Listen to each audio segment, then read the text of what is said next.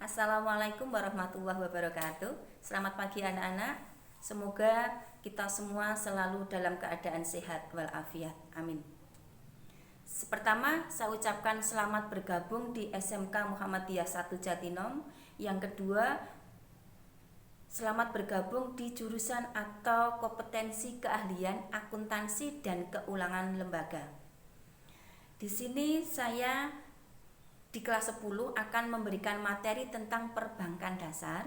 Namun sebelumnya saya akan memperkenalkan diri dulu. Nama saya Trimurtini dari Tarubasan Karanganom.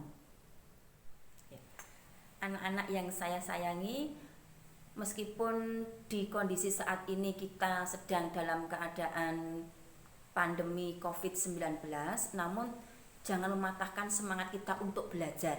Mari kita belajar bersama dalam keadaan apapun. Walaupun pembelajarannya masih menggunakan sistem daring atau dalam jaringan. Mari bersama-sama selama 3 tahun ke depan kita belajar di kompetensi keahlian akuntansi yang kita sayangi. Anak-anak yang saya sayangi, di sini nanti selama 1 tahun kita harus menyelesaikan 10 standar kompetensi yang akan kita pelajari selama 1 tahun pada materi perbankan dasar.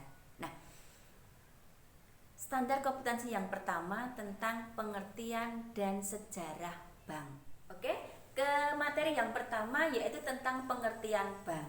Jadi pendapat itu banyak sekali. Jadi para ahli perbankan itu mengemukakan, misalnya Bapak X mengungkapkan bank itu seperti ini, Bapak Z mengungkapkan seperti ini. Nah, kita dari berbagai macam pendapat itu kita ambil kesimpulan, kita ambil pengertian yang umum yang banyak kesamaan, yaitu dari Undang-Undang Perbankan Nomor 10 Tahun 1998, bahwa yang dinamakan dengan bank itu adalah lembaga keuangan yang kegiatannya menerima simpanan dari masyarakat dan menyalurkannya kembali kepada masyarakat dalam bentuk kredit untuk meningkatkan taraf hidup dan kesejahteraan rakyat.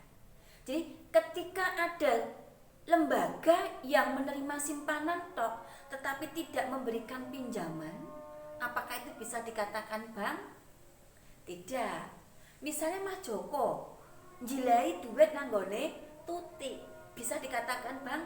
Tidak, karena tidak menerima dan menyalurkannya kembali.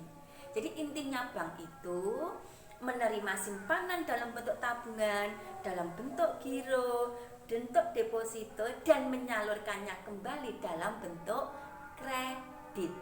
Itu yang dinamakan dengan bank. Dari mana tadi pengertiannya? Dari Undang-Undang Perbankan Nomor 10 Tahun 98. Jadi selanjutnya adalah manfaat didirikannya bank.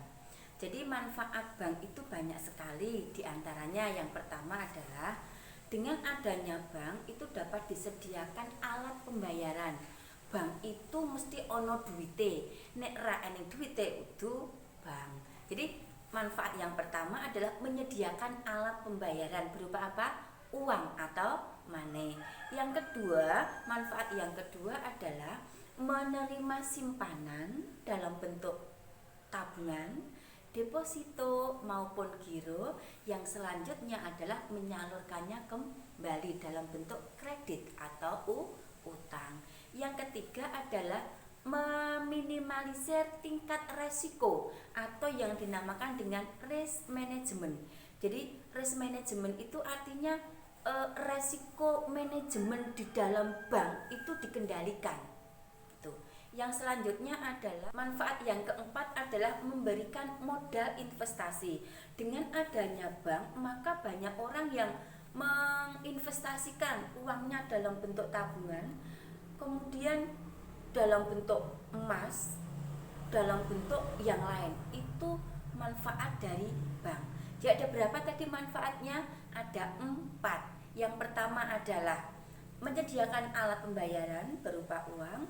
Yang kedua, menerima simpanan dan menyalurkannya dalam bentuk kredit.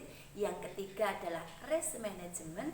Yang keempat adalah menyediakan dana investasi. Materi selanjutnya adalah tentang sejarah berdirinya bank. Jadi bank itu pertama kali didirikan pada saat penjajahan Belanda. Jadi pada saat kolonial Belanda.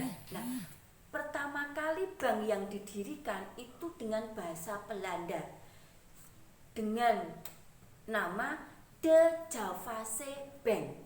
Saya ulangi, bank yang pertama kali didirikan adalah dengan nama De Javase Bank, yaitu pada tanggal 10 Oktober tahun 1827 di Batavia.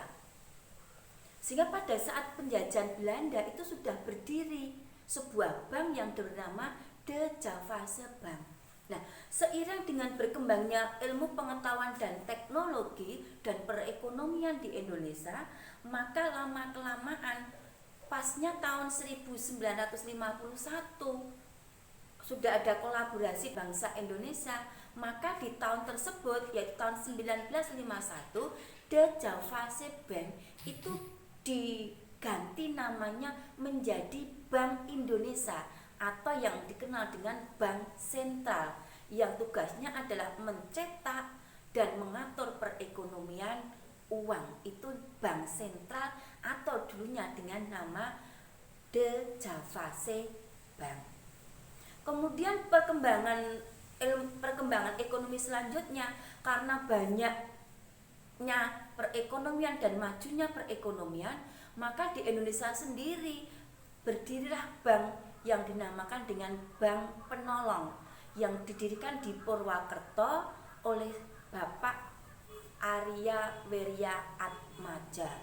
Setelah itu muncullah bank-bank, baik bank pemerintah maupun bank swasta. Karena apa? Keberadaan bank itu sangat sekali dibutuhkan oleh masyarakat dan membantu perekonomian masyarakat. Nah, setelah berdirinya Bank Penolong di Purwokerto itu, muncullah bank-bank pemerintah maupun bank swasta di Indonesia. Nah, banyak sekali macam-macam bank pemerintah di Indonesia, diantaranya yang pertama adalah Bank Rakyat Indonesia, yang kedua Bapindo, Bank Pembangunan Indonesia, kemudian Bank Sentral Asia, kemudian Bank Tabungan Negara, Bank Dagang Negara, kemudian Bank Negara Indonesia atau BNI 46. Itu merupakan beberapa contoh bank pemerintah milik pemerintah Indonesia, dan masih banyak lagi berdirinya bank mengingat perkembangan ekonomi saat itu. Karena dengan adanya bank, tingkat perekonomian itu semakin meningkat.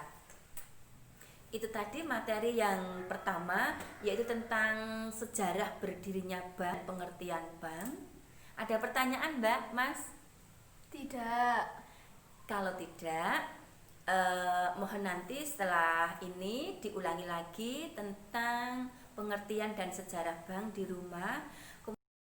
Materi selanjutnya ada tentang syarat pendirian bank. Jadi lembaga keuangan itu bisa mendirikan bank, syaratnya apa saja? Nanti ada beberapa syarat. Ada 3 syarat nanti. Nah, itu akan kita pelajari pada pertemuan berikutnya. Karena waktu sudah habis dan tidak ada pertanyaan, maka mata pelajaran ini kita tutup bersama-sama dengan bacaan hamdalah. Bismillahirrahmanirrahim. Sekian, assalamualaikum warahmatullahi wabarakatuh.